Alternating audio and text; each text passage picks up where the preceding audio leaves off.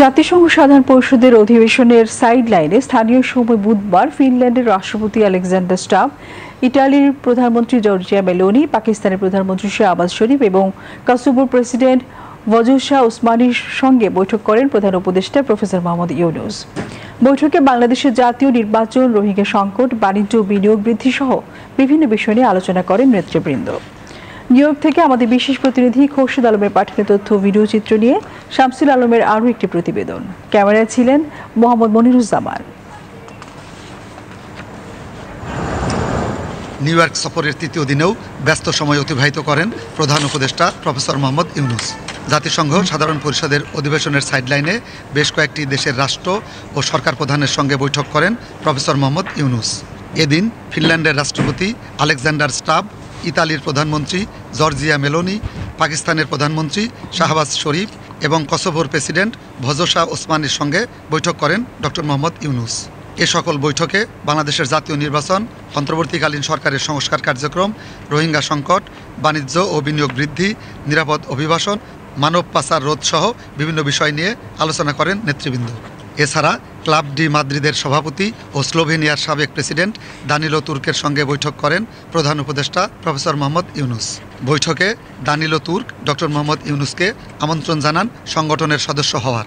Club D Madrid হল বিশ্বের অন্যতম ফোরাম, যেখানে গণতান্ত্রিক সাবেক প্রেসিডেন্ট ও প্রধানমন্ত্রীরা নিজেদের অভিজ্ঞতা ও বৈশ্বিক প্রভাব কাজে লাগিয়ে অংশগ্রহণমূলক গণতন্ত্রকে শক্তিশালী এবং সারা বিশ্বের মানুষের কল্যাণে কাজ করেন। এদিকে নিউ ইয়র্কে প্রধান উপদেষ্টার বিভিন্ন কর্মসূচিতে অংশগ্রহণ নিয়ে সাংবাদিকদের ব্রিফিং করেন প্রেস সচিব শফিকুল আলম। তিনি জানান, নিউ ইয়র্ক সফরের তৃতীয় দিনে 4 বিশ্ব নেতার সঙ্গে একান্ত বৈঠক সহ বেশ কয়েকটি গুরুত্বপূর্ণ অনুষ্ঠানে অংশ নিয়েছেন প্রধান উপদেষ্টা। প্রথমে হচ্ছে যে ওনার সাথে ফিনল্যান্ডের প্রেসিডেন্ট আলেকজান্ডার স্টাবের সাথে ওনার মিটিং হয়েছে। তারপরে ইতালিয়ান প্রাইম মিনিস্টার জর্জিয়া মেলোনির সাথে মিটিং হয়েছে। তারপরে পাকিস্তানের প্রাইম মিনিস্টার শাহবাজ শরীফের সাথে মিটিং হয়েছে। একটু আগে কসোভোর প্রেসিডেন্টের সাথে মিটিং হয়েছে। এই প্রত্যেক 4টা মিটিং আমি বলবো যে অত্যন্ত ফ্রুটফুল মিটিং, এবং আমাদের যে পারস্পরিক যে আমাদের যে সম্পর্ক, এটাকে নতুন মাত্রায়, নতুন উচ্চতায় উত্তরণের আমরা বলবো যে উত্তরণ হয়েছে এই মিটিংগুলোর ফলে।